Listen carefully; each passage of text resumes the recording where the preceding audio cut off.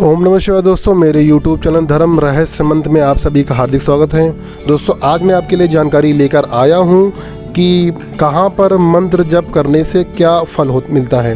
जैसे घर में माला करने से क्या फल मिलता है, किसी मंदिर में माला करने से क्या फल मिलता है, शिव मंदिर में माला करने से क्या फल मिलता है, नदी के किनारे माला करने पर कितना फल मिलता है, पर्वत या पहाड़ पर माला करने से क्या फल मिलता है, किसी शक्तिपीठ में या स्वयंभू मूर्ति पर या मुख्य तीर्थ में माला करने से या मंत्र जप करने से क्या फल मिलता है। दोस्तों, अगर आप मेरे चैनल पर हैं तो मेरे चैनल को सब्सक्राइब कर लें, साथ ही घंटे वाले आइकन को दबा लें ताकि मेरी आने वाली वीडियो की नोटिफिकेशन सबसे पहले मिल सके।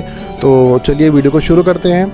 दोस्तों, मैं आपको जानकारी देना चाहूँगा कि मैं भी काफ़ी समय से साधना करता चला आ रहा हूँ। तो साधना से पहले मैं भी यूट्यूब पर वीडियो ढूंढता था कि देखता था कि जैसे एक माला घर पे किया जाए तो उसका कितना फल मिलता है, या मंदिर में कितना जाए तो उसका फल कितना मिलता है। देखिए, ये सब किताबों वाली बातें हो गई। लोग जो है क्या करते हैं, यूट्यूब में वीडियो देखे, 2-4 वीडियो देखे, उससे अपना निचोड़ निकाला, एक वीडियो डाल दिया। तो किताबों में क्या लिखा है कि कोई बोलता है कि मंदिर में करिएगा तो आपको एक माला बराबर 100 माला हो जाती है, नदी किनारे करिएगा तो एक माला बराबर 1000 माला हो जाती है। तो ये सब व्यर्थ वाली बातें हैं। किताबों में तो बहुत कुछ लिखा हुआ है और मैं किताबों की बात नहीं करता हूँ।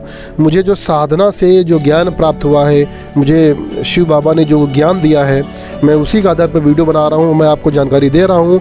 ये जानकारी बिल्कुल सत्य है, इसमें किसी प्रकार का संदेह नहीं है। ये वीडियो आपको यूट्यूब में कहीं नहीं मिलेगा और ये जानकारी भी आपको कहीं नहीं मिलेगी, क्योंकि ये गुप्त जानकारी है, मैं आपको बता रहा हूँ। और क्योंकि जानकारी कुछ ऐसी जानकारी रहती है जिसको आपको बताने की अनुमति रहती है, तो मुझे बताने का अनुमति है, इसलिए मैं आपको ये जानकारी दे रहा हूँ। तो वीडियो बहुत ही रुचिकर है, इसको सुनिएगा और आपको ज़रूर काम आएगा। अगर आप साधक हैं या पूजा पाठ करते हैं तो ये वीडियो आपके लिए बहुत ही महत्वपूर्ण होने वाला है। तो अगर आप मेरे चैनल पर नए हैं तो मेरे चैनल को सब्सक्राइब कर लें, साथ ही घंटे वाले आइकन दबा लें। तो चलिए वीडियो को शुरू करते हैं। तो दोस्तों, सबसे पहले मैं इस बात को स्पष्ट कर दूँ कि हर मंत्र जो वैदिक मंत्र होता है उसे शंकर भगवान ने कीलित करके रखा हुआ है।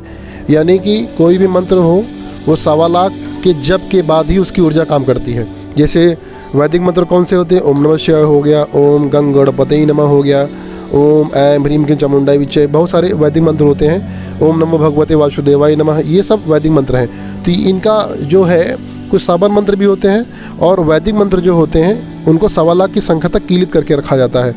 तो जो है जो मंत्र जाप किया जाता है वो किसी न किसी इच्छा के प्रतिफल में किया जाता है कि हे प्रभु, मेरी ये इच्छा है, मैं इस इच्छा के प्रतिरूप में आपका मंत्र जप करूँगा। तो आज मैं आपको बताने वाला हूँ, जैसे मान लिया कि आपने 1.25 लाख मंत्र जप करने का संकल्प लिया, तो आप उसको कैसे पूरा करेंगे। ठीक है, तो उसको ऐसे समझ लीजिए कि जैसे आपको कोई परीक्षा है, परीक्षा में पास होने के लिए तो आपको मिनिमम नंबर लाने होंगे। ठीक है, इस तरह से भी मंत्रों का जाप होता है। जब तक आप मिनिमम उस संख्या को पार नहीं करेंगे तब तक आपको उसका फल, वो ऊर्जा आपके पास में नहीं आएगी, वो खिंच के नहीं आएगी। आपको एनर्जी को अट्रैक्ट करना रहता है। ठीक है, तो जो है बहुत सारे लोग कहेंगे कि जो है कि भगवान तो भाव से आते हैं। तो आपको मैं कहावत बता दूं कि कहावत है कि मानस बसे सोना तपे। ठीक है, सोना कितना भी खरा हो उसको तपना पड़ता है, उसको आग में भट्टी में तपाना पड़ता है, सोना और उसको पीटता है, तब जाके उसका कहीं शुद्धिकरण होता है। इसी तरह हमारा शरीर भी होता है, हमारी आत्मा भी होती है। मंत्र जप करने से हमारी आत्मा का शुद्धिकरण होता है। जब आत्मा का शुद्धिकरण हो जाता है तब धीरे धीरे आपके पास में देवता आने शुरू हो जाते हैं और आपकी जो है शरीर की जो ऊर्जा होती है, मंत्रों की जो ऊर्जा होती है, उससे देवता आकर्षित होते हैं। तो मैं बात करता हूँ कि जो है कि जैसे मान लिया कि आपने 1.25 लाख या 5 लाख मंत्र जप का आपने संकल्प लिया कि मैं इस कार्य हेतु 5 लाख मंत्र का जप करूँगा, तो आप उस जप को कैसे पूरा करेंगे। देखिए, अगर आप घर में एक माला करते हैं, ठीक है, तो उसकी गिनती 1 माला होगी, यानी कि 108 बार पढ़ेंगे तो उसकी गिनती 108 बार ही होगी। अगर आप किसी मंदिर में जाकर वो माला करते हैं, ठीक है, अगर आप किसी मंदिर में जाके 1 माला करते हैं तो वो 1 माला 5 माला के बराबर होगी, उसकी गिनती 5 माला के बराबर होगी। यानी कि जो है मंदिर का 108 बार जाप गुणित 5, यानी कि 540 जो है आप उसको गिन सकते हैं। ठीक है, इस तरह से अगर आप किसी पर निर्जन जगह पर, मतलब जहाँ पे सुनसान होता है, वहाँ पे अगर मंत्र जप करते हैं तो वहाँ पर एक माला की गिनती एक ही माला होगी, क्योंकि निर्जन स्थान पे कोई शक्तिवास ज़्यादातर नहीं करती हैं। ठीक है, अगर आप कोई शिव मंदिर में जाकर माला करते हैं तो वहाँ पर एक माला बराबर 10 माला होती है। यानी कि अगर आप एक माला शिव मंदिर में करते हैं, यानी कि 108 बार भगवान, किसी भी भगवान का नाम लेते हैं, तो उसकी गिनती जो है 1188 बार होगी, है ना। तो ये जो है ये उसका परिणाम होता है। तो शिव मंदिर में की गई एक माला 10 माला के बराबर होती है। ठीक है, अगर आप किसी पवित्र नदी जैसे गंगा नदी हो गई और नर्मदा नदी हो गई, ठीक है, या कोई पवित्र नदी है, उस नदी के किनारे जाके आप जाप करते हैं तो एक माला बराबर 20 माला होती है। उस एक माला की गिनती 20 माला के बराबर होगी। यानी कि आपका जो अनुष्ठान है या फिर आपका जो भी संकल्प है उसकी पूर्ति उस वहाँ से हो जाएगी। अगर आप किसी पर्वत में या पहाड़ में जाकर माला का जप करते हैं, अगर आप वहाँ पे एक माला करते हैं तो उसकी गिनती 20 माला के बराबर होगी। यानी कि पर्वत या पहाड़ पर की गई एक माला 20 माला के बराबर गिनी जाएगी। यदि आप किसी शक्तिपीठ में हो या कोई सिद्धपीठ मंदिर हो या स्वयंभू मंदिर, यानी कि कुछ ऐसा स्थान ऐसे होते हैं जहाँ पर मूर्ति स्वयं ही प्रकट होती है, अपने आप अवतरित होती है, या खुदाई में निकलती है, या जो है स्वयं ही मूर्ति आ जाती है, उसको स्वयंभू मंदिर कहते हैं, है ना।